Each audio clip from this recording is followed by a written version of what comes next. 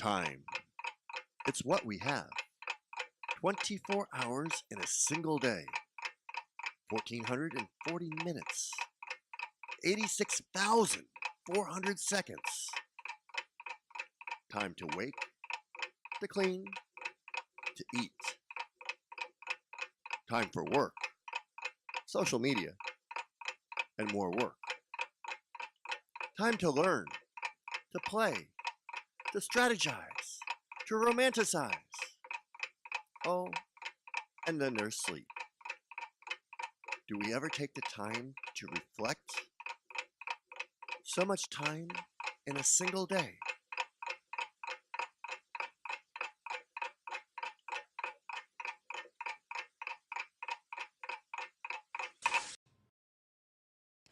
Hello, my friends, and welcome to Miami Go Studios. My name is Gwen Belton. Thanks for joining us and welcome to our show.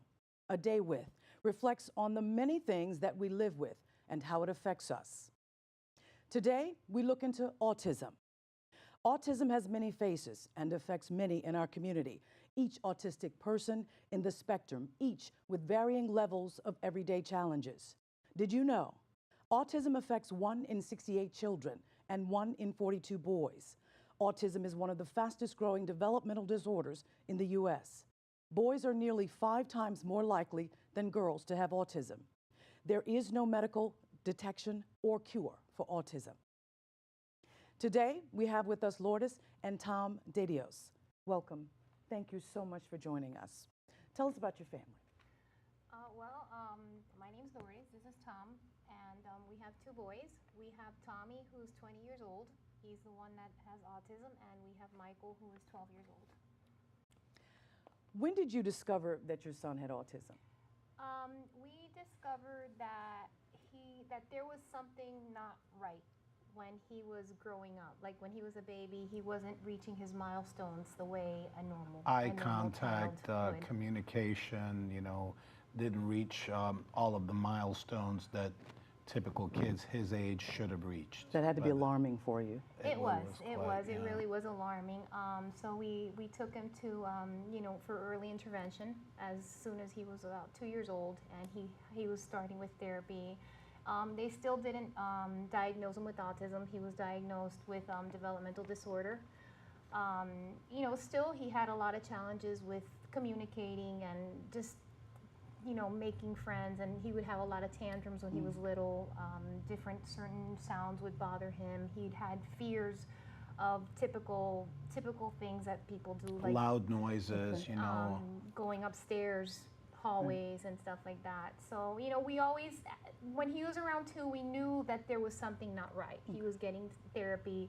But once he started actual Dade County schools and they gave him a reeval, they gave him the diagnosis of autism. Did you even know what autism was at that time? I did, because I'm a teacher. Okay. I did, because I'm a teacher, so I sort of suspected it, but until you get that label, even knowing that your child is not progressing the same as others and seeing the challenges that he has every day, once you get that label, it's like a big punch in the stomach. So I pretty much had that suspicion, that I pretty much had that in mind. But until you see those words and you actually get them from the psychologist, it really doesn't hit you in the stomach. The punch is not as hard as... You're kind of in denial at the beginning. And, he's been in therapy ever since he was 2, so I thank God for that, because that's, it helped him out a lot. He's been making progress, and, early intervention has helped him. So pretty much the label he got, I believe, when he was around 5 years old, but ever since he was around 1.5, 2, we noticed that he wasn't developing like a typically normal, child. Child of that age. So what's your daily routine like? Our daily routine is, I can start my daily routine at 1 in the morning, because he does like to get up in the middle of the night and snack. So we need to be very, very aware of what he does when he goes into the refrigerator. Be after his diet. He wakes up, also he's an early riser. So he's up at 5 in the morning, and he needs supervision. He's pretty good. He enjoys himself. He soothes himself on his rocking chair. but he does need assistance with his daily living skills. Absolutely. He needs assistance with brushing his teeth, combing his hair, dressing, taking a bath, getting dressed. If we tell him, okay, Tommy, go get dressed, he will go get dressed, but it will be anything he pulls out of his drawers. He won't match colors, which is, nothing major, but right. You got to help him with those type of things. Right. As far as communication, let's talk about communication. Is he able to communicate his needs and wants to you and vice versa? He can communicate. He can tell me I'm hungry. He can tell me I don't want to do that, or I love you. He can tell us where he likes to go, what he wants to do. But as far as having a conversation, a reciprocal conversation back and forth, like we're having it right now. It'll be maybe 2 turns, and that's it. And he'll be like, okay, I don't want to talk. He'll just tell you flat out, I don't want to talk. Yeah, but as far as communication, we understand him, because we're his parents, obviously, and but maybe if you were to ask him a question, or somebody else would, or if he would approach somebody, they wouldn't be able to understand what he was saying, because his speech is very limited, and it's very immature, and he still talks about himself in the third person. So it's a little bit difficult understanding him, but people that do know him and that are close to him, it's easier for them. I would think living with him all these years, you kind of get a feel for what he needs, what he's trying to convey right, to you. Yeah, well, sometimes it's a little difficult. Okay. Sometimes he goes into these little patterns at home. He'll just get up and he'll be walking. He'll go back and forth and back and forth. Tommy, what's wrong? What do you need? And he doesn't know what to say. I think it's self-stimulation or anxiety or something. We don't know, because he can't explain it. Yeah. So, What's the hardest part of dealing with autism? The hardest part of dealing with autism is it's just very, I wouldn't say it's very hard. I would just say it's very challenging. Just daily life is very challenging. Even sometimes just, wanting for, I'm very blessed because he's a happy child. I can't say anything else. He's a very happy child, and and I'm not going to feel sorry for him. I'm not going to feel bad for him, because I know he's happy. And, but I do wish that I see now that he's 20 years old, and, when they're younger, the hope, the window is bigger. You think, okay, maybe tomorrow, maybe next year. Maybe he'll grow out of it. Maybe he'll grow out of it, but now that he's 20 and he's an adult, it's just, it's not that you lose hope, because you got to have faith all the time, and there's always hope, and, and we pray, and we still take him to therapy. But it just seems a little harder. I mean, even going out with him, he loves to go out. He loves to go out. Sometimes I take him out alone, and, just going out with him is a challenge, because, children with autism are very different. Mm-hmm. Some don't like to approach strangers. Some don't even like to leave their house. Some get disturbed by crowds. On the other hand, mine loves to go out. Mine loves to come up to strangers and hug them and kiss them. On the cheek, he'll give them a hug. He'll say hi. He likes to stare inappropriately. So sometimes I try and Tommy, you say hi one time. And then the people are usually very nice about it, and it's like, oh, it's okay, we understand. Others, don't understand, they don't and you understand. have to watch out for his safety and things like that, because somebody could take something like that the wrong way. How do you because they deal don't with people understand. who don't understand? Who don't understand, I tell them, I go, look, I'm really sorry, my child has autism, he doesn't, we're working on this, and then they feel bad, and then I feel bad that they feel bad. Something else that's challenging is most people are very nice about it. Yeah. When I go out with him alone, and this may sound a little funny, I try not to drink water, because public bathrooms, there aren't many of them, and just now that he's a grown-up, he's bigger than me, and it's just hard if I have to go to the restroom or use a restroom, or he has to use a restroom. It's very difficult. There's not enough handicap bathrooms for people with disabilities. Companion bathrooms. Yeah. And that's a challenge right there too. Just like something as simple as going to the bathroom in public, is very difficult. You would think nowadays that You that would wouldn't be an think- issue and or there are- problem. Right, exactly. I mean, and there are places that do have them, and usually people take that for granted, but now that he gets older and he does, you know, physically you really can't tell that he does have a disability. You know, once you see his mannerisms and the way he acts, you can tell there's something there. But I mean, that's definitely challenging. And What are some of the rewarding experiences that you have with rewarding them? experience is that I have been taught to see life a different way. I don't take things for granted anymore. Everything he does is a blessing. My other son, Michael, he has grown to be the most empathetic. He has so much. He has a lot of empathy. He helps his brother so much, and just seeing him do that, and you know, just take care of his brother is amazing. And you know, and you just learn how to see life differently. You don't let little things bother you, and everything he does is a blessing. You know.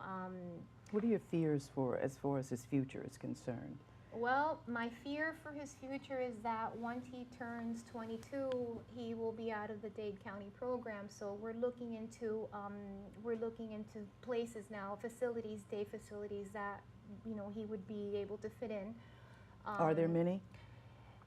We were told of a few. That's what I will be doing now this summer when I'm off work, you know, since he has 2 more years to visit. We were told of a few that are good and a few that are not so good. So it's just going and checking and hopefully, and we would want one too that's more within his age bracket, you know, in between like the 20s and 30s. So, you know, so they can do activities appropriate for their age. Is there a financial burden that comes with this? I'm quite sure. There is. If resources are not in place to help, yes. Right, there is. He does have resources. He does have some assistance. He has Medicaid waiver, which helps him with his behavioral therapy and stuff. So there is, but I mean, there's different needs that he has. Different. He lives at diets. home, and you know he doesn't have a job, and he really can't provide for himself. Which, Right. you know, he's going to be, you know, with us, you know, for a long time. Yes. You know, if not, you know, forever. And one of the fears, you know, would be, you know, what's going to happen maybe, you know, 30, 40 years from now, you know, when we're not around. Yes, he's going to have his little brother, but, you know, he's probably going to have his own family. And, you know, but that's something you always have inside and you think about. His Right. little you know. brothers already told us, you know, because my other son, he's very alert, he's very bright. And he knows we had to go through guardianship. He knows we had to go, you know, to file to be his legal guardian after he turned 18. And he goes, Mom, you know, when I get older, you can give those papers to me. I want to take care of Tommy, you know. And I think that's very sweet. But I know in a way too, you know, I've told him, I go, you know, Michael, that's wonderful and that's amazing. But you know, you also have to have your life too and your family. So how do you plan for 30, 40 years down the road? I don't know. I'm trying to stay strong. I try and go to the gym. I try and, you know, keep healthy and fit and We want to live take care of a long time to take care of him, and you know, and we want to also make sure he's more independent in case, you know, one day, you know, we're not there. So we, you know, that's one of the things that we're striving for is his independency, so that he can be more independent. We have a video clip from the 2014 Walk Now for Autism Speaks that has your son talking about his brother. Let's take a look.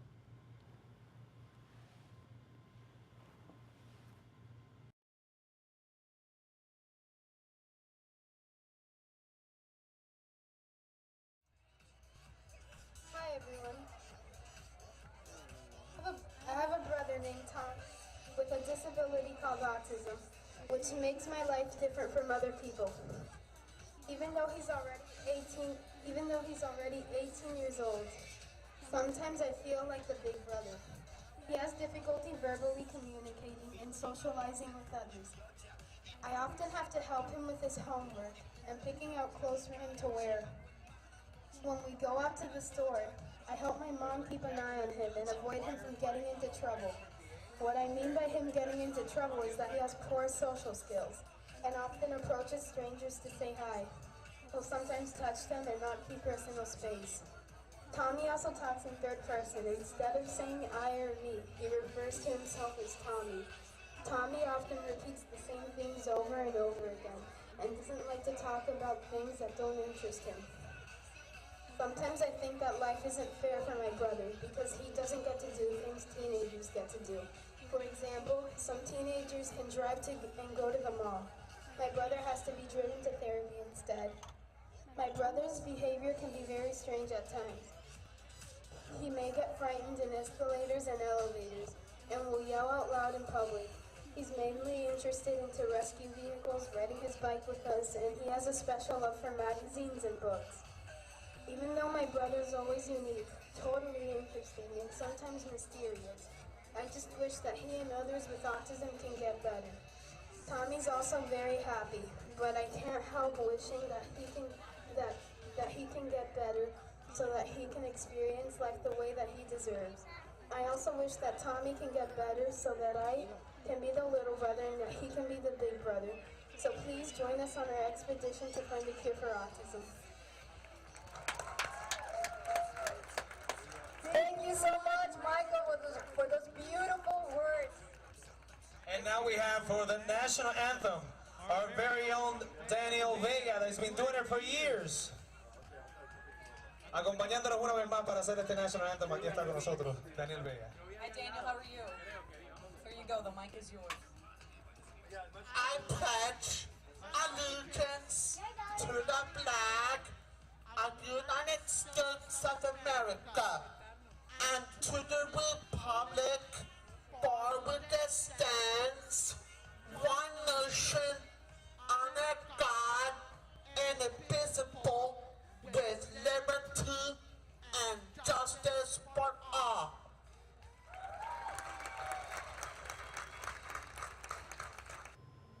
Now we want to welcome into the studio the Senior Director for Autism Speaks, Miss Angelica Fernandez. Welcome.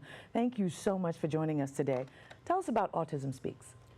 Autism Speaks is the world's leading autism science and advocacy organization.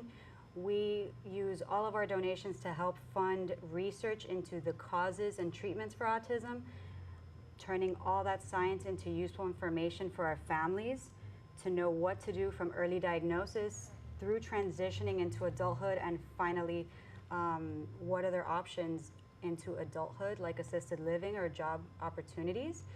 We fund a lot of advocacy to help our families get the insurance coverage they need. And lastly, we fund awareness. With awareness, we're able to educate those who may not know what autism is, what are some of the signs, so we can help push for more sensitivities and compassion.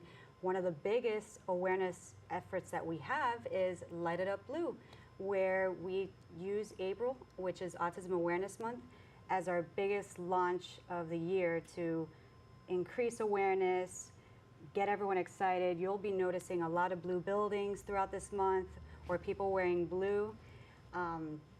And it's a real beautiful thing. What started out with one building now is every single continent, over 100 major landmarks across the planet, and even the space shuttle up in space. So certainly, you know, advocacy and awareness programs are key to getting the message out to the public, and also changing legislation, positive legislation that benefits those with autism as well as their families and everyone who's affected by it.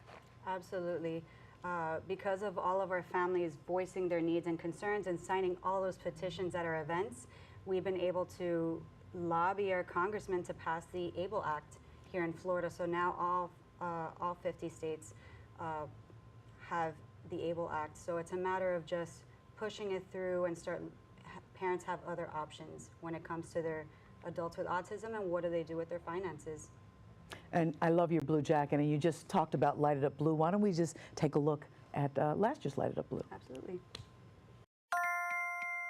Back in the year 2010, a big building in New York City lit all its lights blue. So the people of New York City would know that April 2nd is World Autism Awareness Day. A few more buildings lit up too. Important buildings, because autism awareness is important. My brother has autism. He cannot speak. The lights spread around the world as it gets dark on April 2nd to remind families like mine that we are not alone.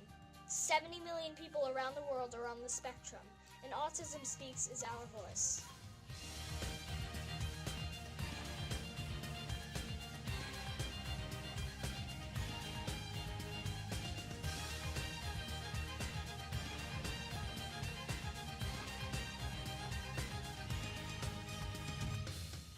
We want to thank you so much for coming into our studios today, and thank you for all that you do for our community.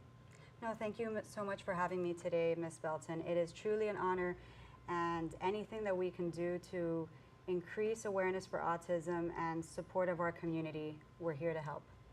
And for those who want more information about autism, please visit autismspeaks.org. And we thank you for joining us. Keep your eyes out for our next episode of A Day With. I'm Gwen Belton.